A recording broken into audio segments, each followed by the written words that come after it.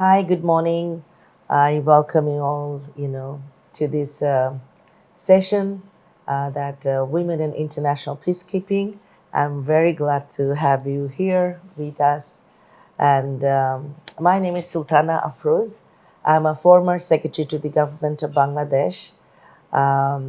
Recently completed my tenure in the government, and my last posting was in the Prime Minister's office. I now joined as a vice chairperson of Bangladesh Knowledge Forum, as it is a think tank. And I'm very delighted to be invited here today at this session to be a moderator. Bangladesh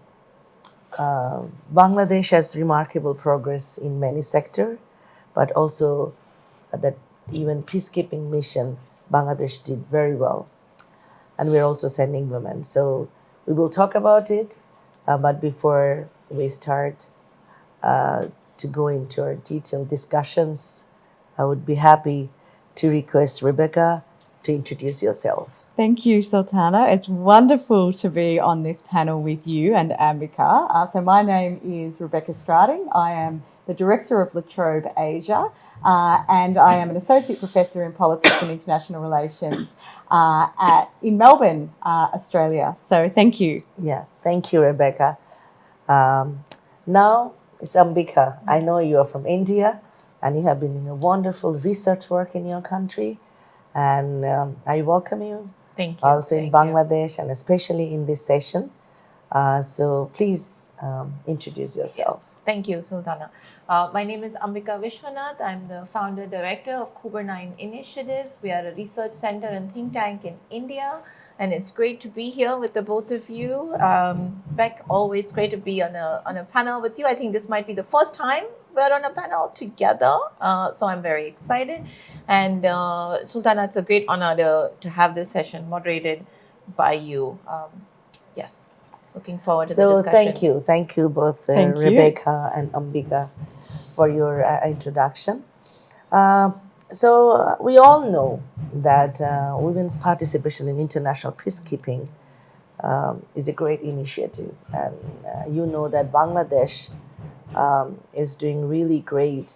We have been sending people in the peacekeeping mission, and of course, women are also participating. And June this year, the head of UN peacekeeping, John Pierre, was here in Bangladesh, and our foreign secretary and others. We had a great meeting, and their commitment now actually is to send more women into the peacekeeping mission. So what do you think, Ambika, the role of women in this international peacekeeping mission?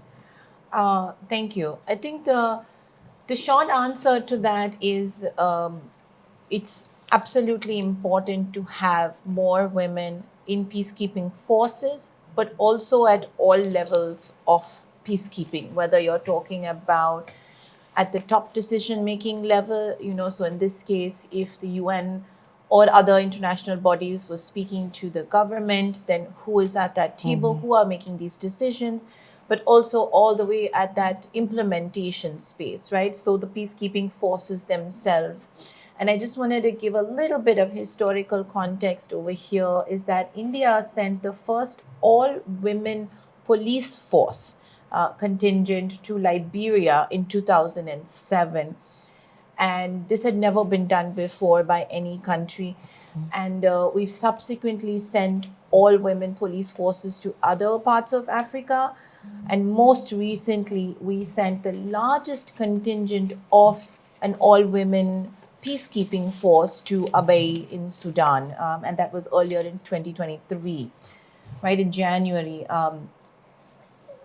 We have already seen immense benefits of having these all-women forces. So in Liberia, we've sent the first force, of course, the contingent went in 2007, and then there was a subsequent contingent as well. Just the visualization of women in that police uniform all together that the Indian contingent brought made a certain mindset change. It was such a powerful image in Liberia, that Liberia itself through the years has seen the number of women apply for to join their own police forces increase by almost 10%. And so it makes a difference. I mean, we might not always see it instantly, but it does make a difference, and it has a very positive cascading effect.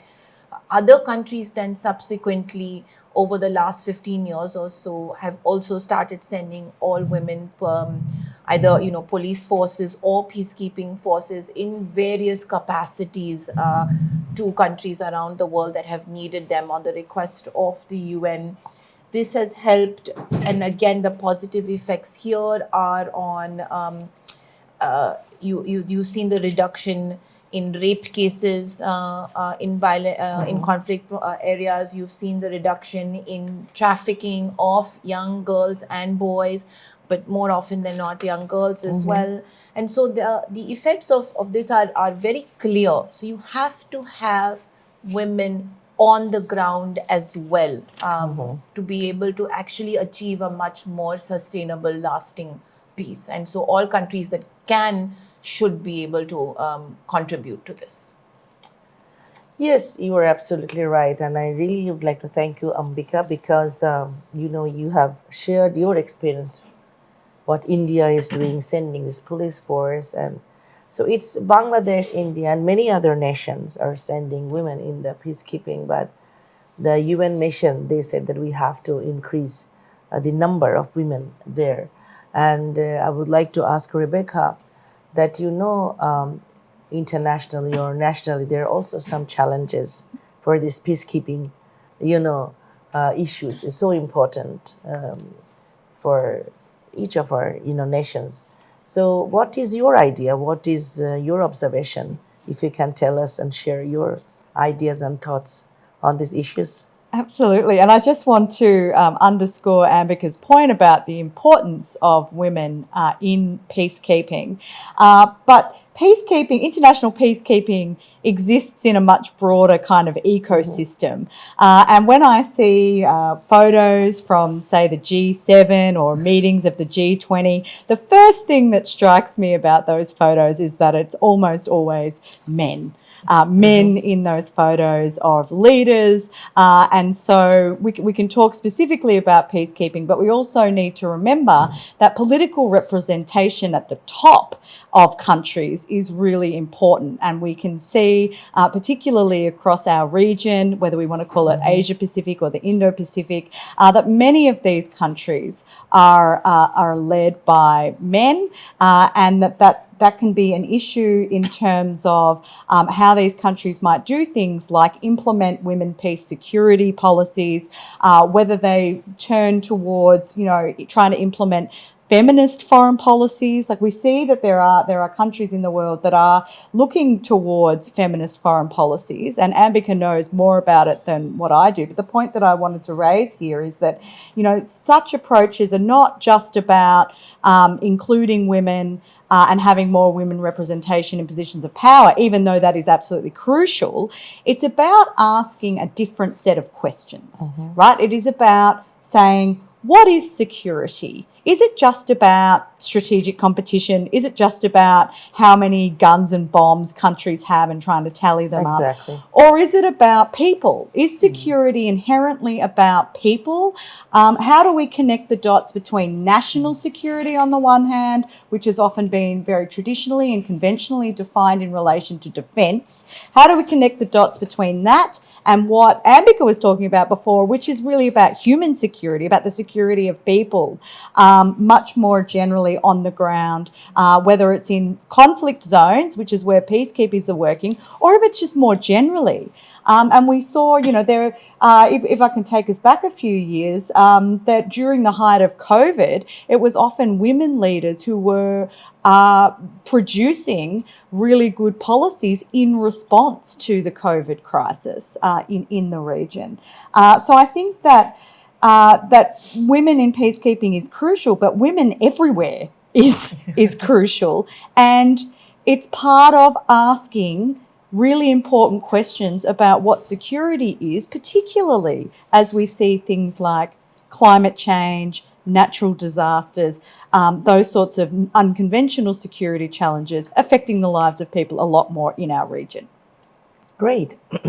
So thank you, Rebecca, for your great information and your thoughts and feelings that we really need more women into our international peacekeeping.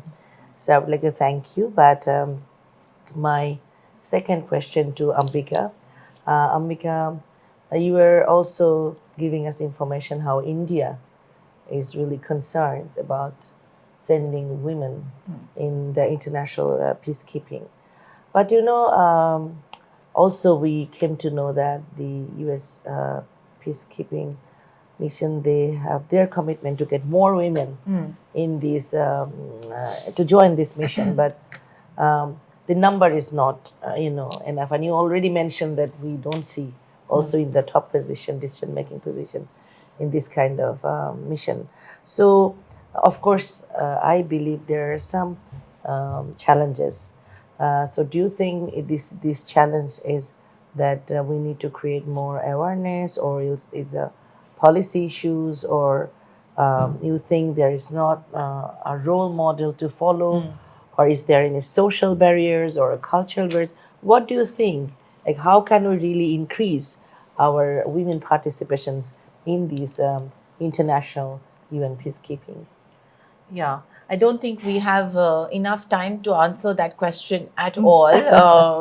At the rate at which the world is moving, I think gender parity, whether it is in security space, as Beck was saying, peacekeeping is part of that larger security question, or the political question as well, political participation, or just everyday life.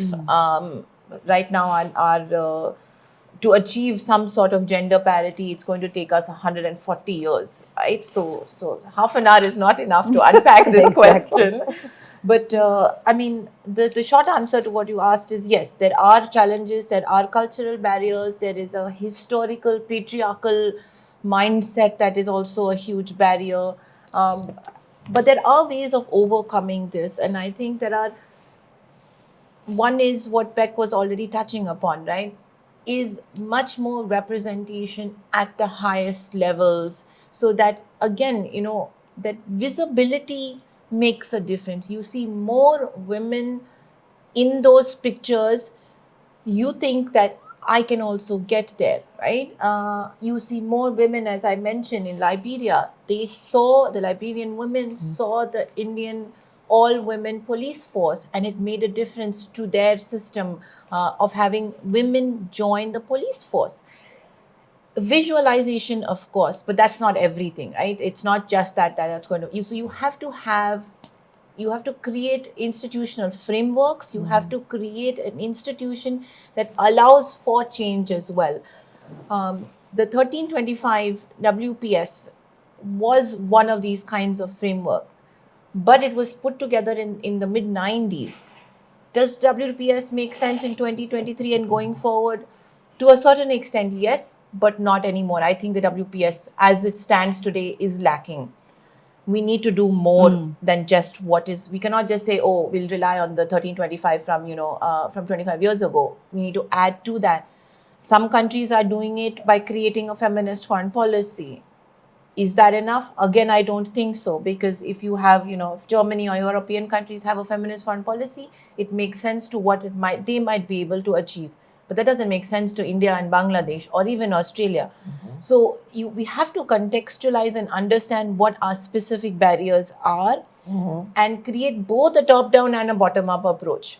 So your bottom-up approach is education, awareness building, cultural mindset change, which is the hardest to achieve, but through the education awareness building, you're probably going to be able to have that change happen. But it has to be accompanied with a top-down approach as well, right? Political representation at the highest level. Now, India has just passed a bill for more representation of women in our parliament. It's a good step, right? I'm not going to say it's perfect, but it's a good first step. We should have done this 25 years ago or more, but okay, we are doing it now.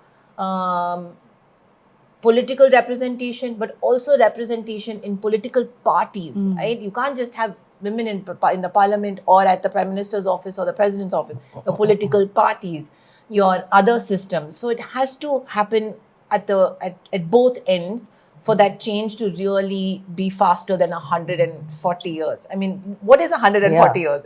It's ridiculous. We're never going to get there. Every 5 years when they look at this number, it's increasing. It's like we're not achieving anything. Last 5 years ago, they said it would be 90 to 110 years. Now it's 140. It's not getting any better. But we have to create these institutional systems and frameworks to make real change happen. Thank you, Ambika. It's not. I don't know. So I don't think that answers your question.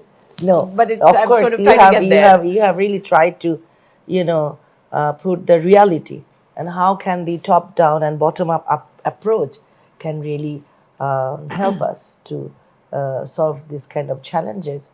And I think it is also important, our commitment. Yeah. It's very important that, and I think our government has commitment like the Indian government, what you said that just passed a bill to increase the number of seats in the parliament. That's also your government's commitment. And, mainstreaming gender, that is also an important issue. So, Ambika, thank you very much for your very good answer. If I can just step in on that, I mean, I agree that there definitely needs to be more ambition in terms of women in peacekeeping, but women in peace much more generally. 100%. And that's really important. And gender mainstreaming is an interesting concept because, that is, from the way that I understand it, it's about making sure that that gender is sort of at all levels or all sets of issues that we discuss when we're thinking about things like international relations and politics.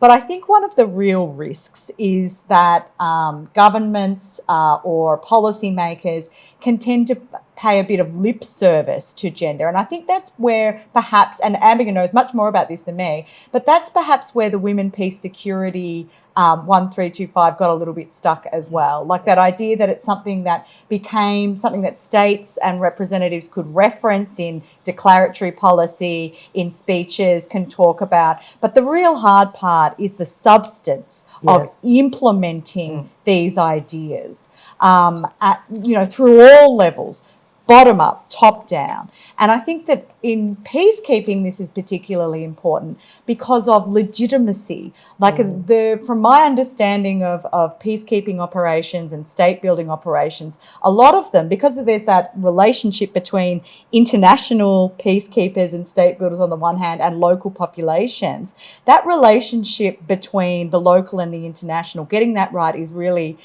integral to a successful peacekeeping mission. And without women, it can be very hard for peacekeeping operations to be legitimate or to be trusted by people on the ground. The everyday issues of human security and peace are about trust. It's about ensuring that people who are in those conflict situations have a say. And I think that's what women can bring to the table. It is about representation and it's about role modelling, but it's also about opening up opportunities and spaces for women in conflict areas to be able to assert their own self-determination and to work with these international peacekeepers. So thank you, Rebecca, for attending this session and sharing your thoughts and ideas about the women's participation in international peacekeeping, which is so important. So, and you already shared with us that why this internationally women's role is so important. So once again, thank you. And I'd also like to thank Ambika. Thank you. For attending this program. And I know that you have already gathered knowledge how Bangladesh is doing very well in different sectors, which before this session you already shared with me. And you are working in a research center, and you talked about this women's role, especially the barriers or the challenges to get more women in this international peacekeeping.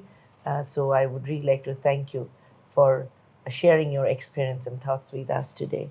Once Thank again, you. thank you. Thank you very much for having me on this discussion. It's been great to talk to both of you, and hopefully next time the organizers will make this a main stage discussion with a little bit of a longer time frame. Yeah. Right? Yeah. I understand 30 minutes is not, Not enough at all. not enough. But even though, I would like to thank both of you Thanks very for Thank you.